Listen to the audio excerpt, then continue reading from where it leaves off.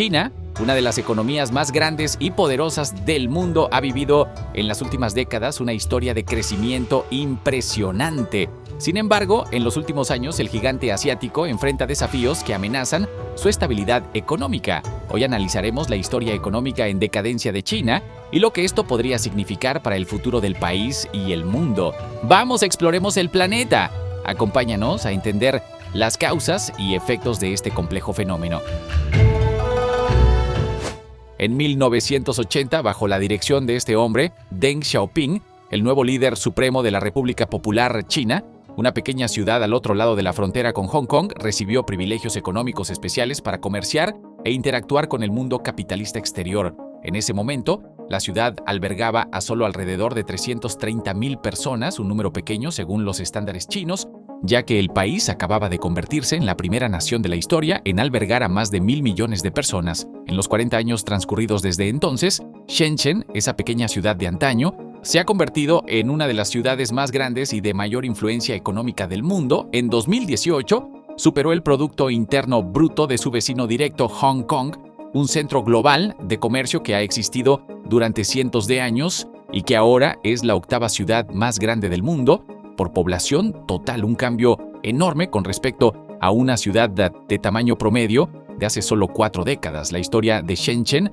no es única. En China, el país alberga a cientos de ciudades que son potencias económicas por derecho propio, y las reformas que comenzaron con algunas regiones seleccionadas se han adoptado casi de manera universal en todo el país. En ese tiempo, el desarrollo económico de China ha hecho un gran bien tanto para el país como para el mundo. Ha sacado a cientos de millones de personas de la pobreza y ha hecho que muchos bienes de consumo cotidianos que damos por sentados sean mucho más baratos de lo que serían si se produjeran localmente, pero por supuesto, no ha estado exento de problemas a nivel nacional e internacional. Tal vez el mayor de esos problemas dentro del país ha sido simplemente la expectativa de que este crecimiento económico continuaría para siempre. El país ha sido hogar del crecimiento económico más intenso de la historia y muchos sistemas sociales, políticos y económicos se han vuelto dependientes de que ese crecimiento continúe para siempre. Desafortunadamente para el país, esto ha llevado a muchos sistemas que en retrospectiva favorecen los aumentos económicos a corto plazo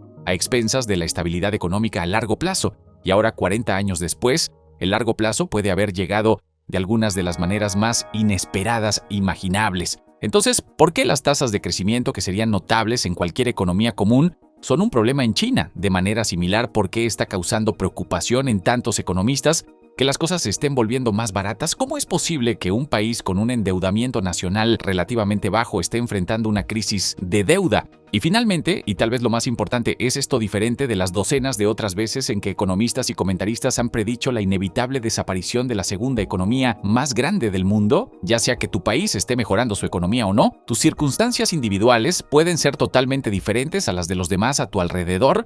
No solo eso, sino que ahora estamos compitiendo con una cadena de suministro global, por lo que las presiones pueden sentirse abrumadoras. Ahora, antes de profundizar demasiado en la evaluación de los problemas económicos actuales de China, debemos hacer una gran advertencia. El país obviamente causa algunas tensiones internacionales, desde hostilidades propuestas con uno de los países más tecnológicamente significativos del mundo, hasta problemas de derechos humanos y simplemente siendo una sacudida dramática para el statu quo global durante el último siglo, lo cual ha hecho que Estados Unidos haya existido como la potencia económica de facto. Por estas razones y otras, tal vez sea comprensible que las personas estén ansiosas por escuchar noticias sobre algún tipo de colapso inminente en un país que ahora es la segunda economía más dominante del mundo. Pero el hecho de que la gente quiera que algo sea cierto no significa que lo sea. El país se ha reabierto casi por completo después de los confinamientos más largos y severos del mundo como respuesta a la pandemia global. Los cuestionables números de casos del país fueron, al menos en teoría, 300,000 mantenidos por medidas extremas, incluyendo el control de cuándo las personas podían salir de sus casas, ir al trabajo, ir de compras, viajar, empezar un negocio o realmente hacer algo que genere actividad económica. Después de que estas restricciones fueron levantadas hace aproximadamente un año, la esperanza era que la actividad económica repuntara a medida que las personas salieran a hacer todo lo que no pudieron hacer mientras estaban atrapadas dentro durante la mayor parte de 3 años. Esto sucedió, pero no fue tan intenso como los economistas y el gobierno predijeron. El país pasó de registrar tasas de crecimiento anual cercanas a los 2 dígitos antes de la pandemia a alrededor del 5% hoy en día. En pocas palabras, eso significa que año tras año la economía china está produciendo un 5% más de bienes y servicios netos en un año determinado que hace 12 meses. Muchos medios de comunicación e incluso algunos economistas han señalado esto como una señal de que el fin está cerca para China, pero en su mayoría no explican por qué. Ahora bien, el 5% es bajo según los estándares chinos y sigue una tendencia de estadísticas de crecimiento a la baja que ha existido durante poco más de una década en el país. Pero esa tasa de crecimiento sería notable en la mayoría de los países, y mucho más en la segunda economía más grande del mundo. Las economías avanzadas occidentales luchan por lograr una tasa de crecimiento de alrededor del 2 al 3% anualmente, efectivamente la mitad de lo que está logrando China. Y aún así, muchos no logran ni eso. Entonces, ¿por qué se consideran una crisis en China las cifras de crecimiento económico que serían un milagro en Occidente? Bueno, todo tiene que ver con las expectativas. Si alguien ganara $50,000 al año, pero hubiera planeado su presupuesto a largo plazo en función de obtener aumentos salariales del 10% anuales, podría haber asumido una hipoteca más grande de lo que realmente debería haber, tal vez haber tenido un hijo más, asumiendo que su ingreso crecería lo suficiente para cubrir esos gastos y en general habría ajustado su estrategia de gastos, ahorros e inversiones en base a la suposición de un fuerte crecimiento profesional. La comparación del ingreso personal con el Producto Interno Bruto de un país no es perfecta, pero debería empezar a resaltar el problema. El Producto Interno Bruto es una medición temporal, efectivamente se reinicia cada año. Al igual que la cantidad de dinero que una persona ha ganado en un año también, por definición se reinicia cada año, pero ambos contribuyen directamente a los niveles de riqueza y deuda nacionales o individuales respectivamente. Con el tiempo, un Producto Interno Bruto más alto o un ingreso más alto significará todo lo demás igual que un país o una persona podrá pagar sus deudas y acumular activos más rápido. Y por eso es que cosas como la relación deuda a PIB se mencionan en economía tanto como la relación deuda a ingreso en las finanzas regulares. Esto se vuelve especialmente importante cuando se considera que las tasas de crecimiento se acumulan. La diferencia entre un 5% y un 10% de tasa de crecimiento anual durante una década es casi el doble del resultado final. Muchas de las inversiones importantes realizadas por el gobierno en todos los niveles, desde el individual hasta el local, así como las empresas dentro del país, y quizás lo más crucial, los hogares individuales, se basaron en la idea de que la economía seguiría creciendo como lo hizo durante las décadas entre 1980 y 2010. Los comentaristas se han burlado mucho de cosas como las ciudades fantasmas, donde se desarrollaron ciudades enteras en las afueras de centros principales existentes que podían albergar a millones de personas, pero nunca hubo nadie que se mudara a ellas, por lo que permanecieron casi vacías durante años. Otros comentaristas fueron rápidos en defender esta práctica, señalando casos en los que estas ciudades fantasmas terminaron siendo completamente pobladas. La realidad, como con la mayoría de las cosas, estaba en algún lugar intermedio. Estos proyectos de desarrollo requerían inversiones de gobiernos para proporcionar infraestructura, empresas para construir los edificios y ofrecer servicios, e individuos para invertir en apartamentos en una ciudad en la que nadie vivía. Sin embargo, con el país creciendo tan rápido como lo hacía, la expectativa era que eventualmente estas áreas serían llenadas por personas que se mudaran a estos nuevos centros. Pero la tasa en la que eso ocurría significaba que solo tenía sentido planificar con ese estilo de planificación económica. Cualquier caída en el crecimiento, incluso si aún sería fuerte según los estándares occidentales, podría significar la diferencia entre una ciudad entera siendo ocupada o permaneciendo completamente vacía hasta que todos los involucrados en el proyecto se queden sin dinero. Este es solo el primer lugar donde los economistas realmente deberían haber sabido mejor. El simple hecho de que las tasas de migración internacional del país a las principales ciudades han estado desacelerándose durante décadas, y por primera vez en la historia registrada fuera de una guerra, la población de China estaba disminuyendo. Ese continuo crecimiento, con la expectativa de que el país crecería hacia esas cosas, simplemente no iba a durar para siempre. El sector inmobiliario se ha convertido en el sector más obvio y problemático, donde este tipo de expectativa de un fuerte crecimiento futuro ha fomentado una imprudencia optimista a todos los niveles de la economía. Pero no es el único lugar. Todo, desde el desarrollo de infraestructura hasta acuerdos comerciales, pasando por enormes proyectos internacionales como la iniciativa de la Franja y la Ruta, se hizo con la expectativa de que la economía china crecería rápidamente hacia mercados que aún no eran lo suficientemente grandes como para utilizarlos completamente. Ahora, la planificación futura excesivamente optimista es una cosa, pero por sí sola no constituye una crisis. Sin embargo, podría hacerlo cuando consideramos lo único que sigue creciendo rápidamente: la deuda. China siempre ha tenido la reputación de ser una ahorradora prudente a nivel nacional e individual, El país tiene las reservas de divisas más grandes del mundo, pero también tiene una pila de deuda que crece rápidamente. La relación deuda a Producto Interno Bruto de China es alrededor del 77%, lo que ha aumentado significativamente en las últimas décadas, pero sigue siendo perfectamente saludable. Estados Unidos, en comparación, tiene una relación deuda a Producto Interno Bruto de alrededor del 122%, lo que es alto, pero aún no es algo de lo que realmente haya que preocuparse demasiado. Lo que pasa con China, sin embargo, es que esa no es toda la historia y el país, ya sea intencionalmente o incidentalmente, ha caído en una situación donde ninguno de sus indicadores de deuda parece demasiado preocupante individualmente, pero colectivamente cuentan una historia muy sombría. La deuda nacional solo mide la deuda contraída por el gobierno nacional. Además de eso, también existe la deuda provincial, que es más preocupante porque las provincias dentro de China no tienen la autoridad para imprimir dinero, por lo que pueden volverse insolventes. El valor exacto de la deuda provincial es difícil de rastrear porque todas las diversas regiones reportan su endeudamiento de diferentes maneras. Algunas no lo reportan a nadie más que al gobierno central, y por supuesto, las estadísticas económicas potencialmente embarazosas en China a menudo se reportan incorrectamente de todos modos. Una nota rápida pero muy graciosa es que se han reportado varias historias de gobiernos provinciales pintando sus pantallas de césped, instalando piezas completamente falsas de infraestructura como desagües que no conducen a ningún lado y colocando piedras sobre varillas de acero para hacer que parezcan flores en un campo. Todo esto antes de las visitas de funcionarios del gobierno central. Por supuesto, estos son informes individuales, pero si están dispuestos a hacer ese esfuerzo y causar tanto daño solo para mantener las apariencias cuando llegan funcionarios gubernamentales de alto nivel, no está fuera del ámbito de lo posible que también manipulen las cifras financieras de todos modos. Las mejores estimaciones de Goldman Sachs sitúan la deuda total provincial en China en el equivalente a más de 23 billones de dólares estadounidenses, lo que equivale al 150% del Producto Interno Bruto total del país, además del 77% del gobierno nacional. Ese endeudamiento provincial se hizo principalmente para financiar grandes proyectos de infraestructura con la anticipación de que la industria del país crecería para llenarlos. Como discutimos antes, las principales ciudades de todo el país se estaban volviendo muy ricas al ser centros de industria y otras regiones no querían quedarse atrás.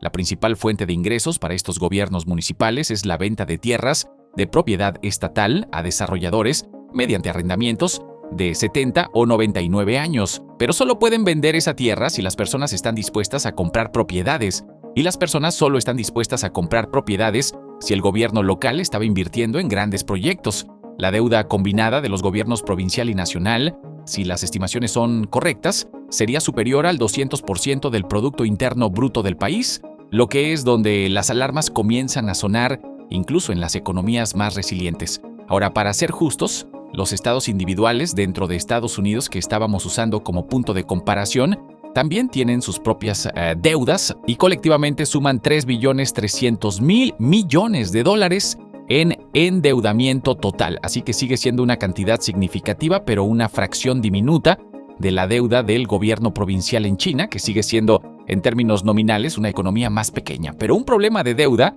no se detiene ahí. Desafortunadamente, está lejos de eso. Gran parte del endeudamiento para financiar iniciativas gubernamentales en China no lo hace el gobierno directamente, sino a través de una serie de miles de empresas estatales. Las grandes empresas estatales han sido las principales fuerzas impulsoras detrás de proyectos importantes con resultados no tan asombrosos tanto dentro del país como internacionalmente. La iniciativa de la Franja y la Ruta en particular, que fue el gran plan de China para financiar el desarrollo de infraestructura en economías emergentes para establecer asociaciones comerciales y expandir su influencia, fue mayormente financiada y construida por empresas estatales como el Banco de Construcción de China, la Corporación Nacional de Petróleo de China y la Corporación de Ingeniería de Construcción Estatal de China. La iniciativa de la Franja y la Ruta no ha sido un éxito rotundo. Ha conducido a muchos préstamos que parecen poco probables de ser devueltos y está convirtiendo a China en un cobrador de deudas global, lo cual va en contra del objetivo original del plan de obtener el apoyo de los países en desarrollo de todo el mundo para China. Hoy en día, más o menos ha sido abandonada, ya que no se han impulsado más proyectos importantes a nivel nacional. La historia no es mucho mejor para muchas de las corporaciones estatales chinas. Muchas de estas empresas son simplemente desarrolladoras de propiedades comunes que ayudarían a los gobiernos regionales a construir ciudades. Y por supuesto, esa industria ha estado plagada de problemas desde el espectacular colapso de Evergrande que en sí misma no era una empresa estatal, pero arrastró a muchas otras desarrolladoras que estaban asociadas con ella. Aparte de todo esto, empresas como la Corporación Ferroviaria de China también han sobreinvertido en infraestructura basándose en la expectativa de un crecimiento futuro y han asumido cargas de deuda que solo serían manejables si la actividad económica del país continuaba creciendo de manera muy rápida. Las empresas estatales de China tienen deudas totales superiores a 15.6 billones de dólares, llevando el total acumulado a 52.3 billones de dólares, o aproximadamente 300% del Producto Interno Bruto del país. Esto es todo antes de considerar quizás al grupo endeudado más importante, los hogares comunes y corrientes, que también han tomado préstamos de manera considerable, principalmente para invertir en bienes raíces, los cuales en las grandes ciudades eran de los más inasequibles del mundo. Una vez más, la gente se introdujo en el sueño de ciudades como Shenzhen, que pasaron de ser una aldea pesquera glorificada a uno de los centros globales de comercio en su vida. Suponiendo que el crecimiento económico continuara, esta historia de éxito podría ser replicada en cientos de otras ciudades alrededor del país. Y en muchos casos eran miembros de la familia que agrupaban sus ahorros de toda la vida para comprar un apartamento en ruinas de una habitación en un complejo con terribles estándares de construcción. Parece tonto a posteriori, pero si estas ciudades continuaban creciendo como lo habían hecho, habría sido una buena inversión, incluyendo la deuda de los hogares que ha sido mayormente dirigida hacia activos improductivos que están perdiendo mucho valor en el mercado. El país ahora tiene una carga de deuda potencialmente tan alta como 360% de su Producto Interno Bruto, y si eso no fuera ya lo suficientemente preocupante, ahora está empeorando debido a la deflación. En los últimos 3 años en este canal hemos hablado mucho sobre la inflación por razones obvias, así que no quiero repetir demasiado aquí. Pero simplemente dicho, la inflación es el aumento general en el nivel de precios de bienes y servicios en la economía. Entonces la deflación es lo opuesto. Pero luego la pregunta es ¿por qué los bienes y servicios están volviéndose más baratos en China? Lo que está causando que tantos economistas se preocupen tanto. Teóricamente, que las cosas sean más baratas debería ser un resultado económico positivo, pero genera algunos problemas. Para empezar, puede ser un signo de problemas subyacentes más grandes. Este no es un problema tanto por sí mismo. Así como un ritmo cardíaco más rápido no es un problema por sí mismo en el cuerpo humano. Pero si no tiene explicación y continúa durante mucho tiempo, puede ser una señal de que algo más está yendo muy mal. La mayoría de la deflación ocurre cuando los consumidores no están gastando tanto, porque entonces las empresas se ven obligadas a bajar sus precios para tratar de alentar a los consumidores a hacer más compras y para competir con otras empresas por los pocos consumidores que siguen gastando. La razón por la que los consumidores estarían gastando menos es o porque están ganando menos debido a que el empleo es más bajo, o porque están preocupados por el futuro y están tratando de ahorrar dinero. Cualquiera de las dos es mala. En una economía, la deflación en sí misma, si dura el tiempo suficiente, también puede ralentizar dramáticamente el crecimiento. Una pequeña cantidad de inflación puede ser en realidad algo bueno para una economía siempre y cuando los salarios mantengan el ritmo con esa inflación. Un pequeño aumento en los salarios nominales cada año puede en realidad alentar a las personas a salir y gastar o invertir su dinero, incluso si su poder adquisitivo real no ha aumentado. La deflación hace lo contrario. Si el dinero compra más cada año, las empresas van a encontrar más difícil dar aumentos salariales a las personas y a largo plazo incluso podrían necesitar reducir los salarios de las personas o despedirlas. Aunque los ingresos de las personas están técnicamente aumentando, es más difícil para las personas verlo de la misma manera que lo harían con un número más grande que llega a su cuenta bancaria cada mes. Otras personas con más dinero para gastar e invertir también serán menos propensas a hacerlo, porque si el dinero compra más cada año, simplemente tiene sentido guardarlo completamente libre de riesgos. Especialmente en un entorno como el de China en este momento, donde las inversiones que antes se consideraban seguras como casas, están literalmente siendo demolidas porque ya no vale la pena mantenerlas en pie. En China esto es especialmente malo porque gran parte de su crecimiento económico aún depende de la manufactura de bajo costo. Si la deflación persiste y los salarios no se reducen de acuerdo con ella, entonces hará que sus problemas sean aún más graves mientras continúan perdiendo su dominio en esta industria frente a otros rivales regionales. Ahora bien, todos estos problemas tienen una tendencia común. Estarían bien si el país aún tuviera un crecimiento de 2 dígitos y, por supuesto, nadie puede predecir el futuro, menos aún los economistas. Pero no había razón para esperar que ahora fuera el momento en el que su economía disminuyera en comparación con los estándares globales. China sigue siendo, en el mejor de los casos, un país de ingresos medios y una gran parte de su población aún vive en relativa pobreza, por lo que aún había mucho margen para la prosperidad económica. Por supuesto, mirando hacia atrás, hay muchas razones para este crecimiento lento, pero ya hemos hecho varios videos cubriendo esos problemas y realmente merecen una explicación más detallada. Así que, en interés de no ser redundantes, hemos puesto todos esos videos en una lista de reproducción a la que deberías poder hacer clic en tu pantalla, ahora si estás interesado en la historia completa. La historia económica de China está llena de altibajos que continúan impactando no solo al país, sino a la economía global. Si este análisis te ha interesado, no olvides darle like, suscribirte y activar la campanita para más contenido sobre temas relevantes. Y recuerda, para seguir explorando el planeta, acompáñanos en el próximo video.